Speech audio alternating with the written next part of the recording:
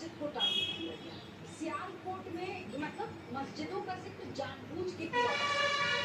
वो तो नहीं बोलेगा कि आतंकवादी ठिकाने को no but he is trying to give यहाँ आकर घर पूछना, वहाँ पर कहना मस्जिद पर attack, he is trying to make it Hindu Muslim नो कर रहा है। और मुनीर ने साफ कर दिया है कि वो हिंदुओं के साथ नहीं रह सकता है, तो उसके अजून काय आहे ते एक प्रिय वाक्य त्या व्हिडिओच्या शेवटी जे आहे ते आपल्याला बघायला मिळालंय। अर्थातच जर तुम्ही अशा प्रकारे दहशतवादी हल्ले कराल तर तुम्हाला चोख प्रत्युत्तर हे भारताकडून दिलंच जाणार आहे, हे या ठिकाणी भारतीय सैन्यानं निश्चितच सांगण्याचा प्रयत्न केलेला आहे आणि पाकिस्तानला घरात घुसून घेतलेला आहे।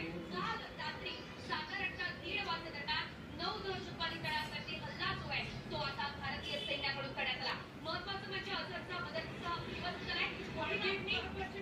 आपल्यापर्यंत भारताने हे ऑपरेशन सेतू राबवले।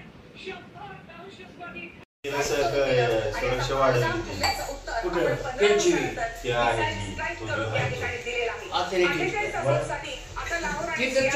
त्याला निगेटिव्ह एवढे मोठे सेंटर होते कशी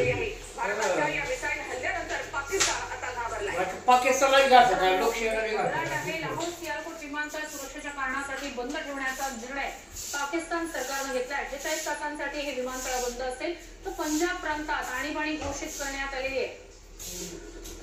असं काही होणार याची आम्हाला कल्पना होती असं ट्रम्प यांनी म्हटलेलं आहे। आणि दहशत A little bit of the past. They've been fighting for a long time. You know, they've been fighting for many decades and centuries, actually, if you really think about it. No, I just hope it ends very quickly.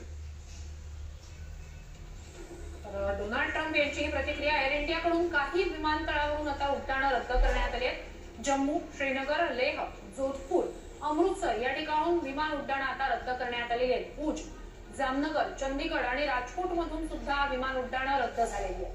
पाकिस्तानला काही आगळीक करू नये यासाठी ही काळजी घेतली जात आहे। एअर इंडियाकडनं आता काही विमानतळावरून उड्डाणं रद्द करण्यात आलेली आहे। जम्मू, श्रीनगर, लेह, जोधपूर, अमृतसर मधून विमान उड्डाणं ही रद्द करण्यात आली। भुज, जामनगर, चंदीगड आणि राजकोट या ठिकाणाहून देखील म्हणजे पाकिस्तानची सीमा ज्या भागामध्ये आहे तिथली विमानतळं जी आहेत ती बंद ठेवण्यात आलेली आहेत। पाहतोय कोटलीतला मरकज अब्बास जे आहे ते उद्ध्वस्त झालेलं आहे। तर याच ठिकाणी मरकज अब्बास याच भागात मसूद अझहरचं घर असल्याची सुद्धा माहिती आणि हल्ल्याआधी आणि हल्ल्यानंतरचा आपण पाहतो म्हणजे ज्यावेळेला हल्ला झाला तो हल्ला सुद्धा या दृश्यात